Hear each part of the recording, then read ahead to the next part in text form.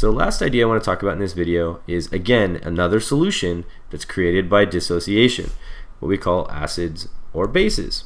And it turns out that based on how they dissociate, an acid or a base can be described as being strong or weak, but it's all about dissociation.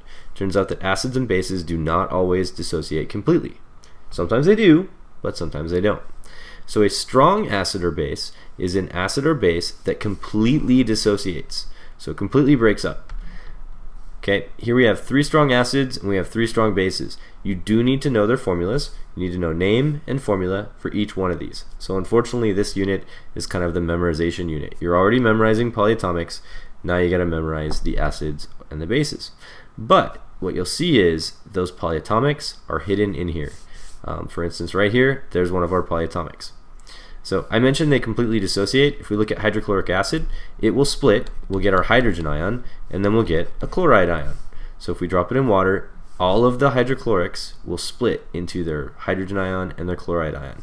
Sulfuric acid is the same way, only notice here we get 2 hydrogen ions, H+, because there's 2 of them, and then the SO4, that's one of our polyatomics, that's sulfate, will end up with SO4 minus 2.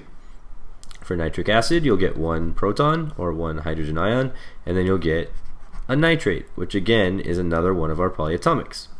On this side, before I go on, notice that one thing that all of the strong acids share in common is that they have these protons, right? These hydrogen ions in their formula.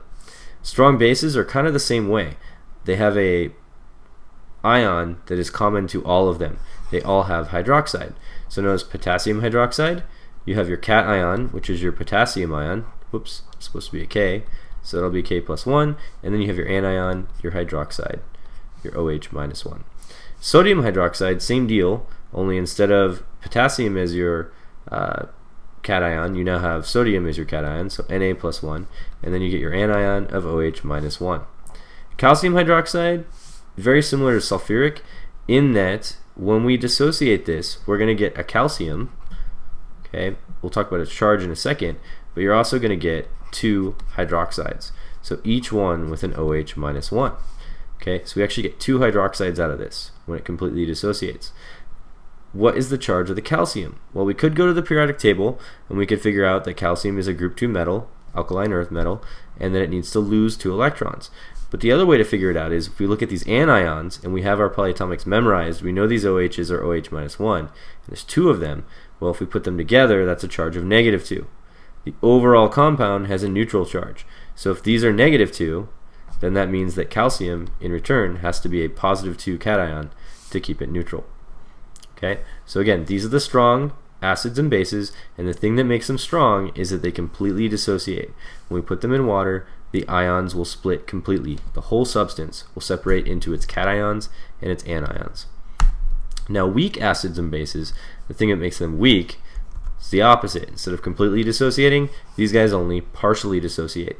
That means that they hold on to their protons or their hydrogen ions, or in the case of the weak base, they hold on to their hydroxides part of the time. So let's look at these examples. Let's start with acetic acid. Now, acetic acid, you actually have one of our polyatomics there again. It's the choo-choo, right? This is acetate. You also get a hydrogen ion, okay? And it turns out that part of the time this will float around as acetic acid, meaning it will hold on to its hydrogen ion. But every once in a while it splits up and you get your acetate and your hydrogen ion. Carbonic acid, also a weak acid, because part of the time it's going to partially dissociate, so you'll get a hydrogen ion, but you'll also still have a hydrogen connected to the carbonate polyatomic, and it will be cruising around with a charge of negative 1. Now, if it does fully dissociate, this proton will pop off, so you'll have, or hydrogen ion, you'll have 2 hydrogen ions, and then you'll also have your polyatomic here, which is the carbonate polyatomic. So you'd have CO3 minus 2. Now, this doesn't happen very often. Again, it's a weak acid, so most of the time it only partially dissociates, so you typically see it like this. Okay, that's the most common form of dissociation for that particular example. The final example here, magnesium hydroxide, very similar to our carbonic acid, because you have your magnesium hydroxide. Every once in a while it will dissociate in the water, and you'll get magnesium combined with one of the hydroxides, and then the other hydroxide will pop off.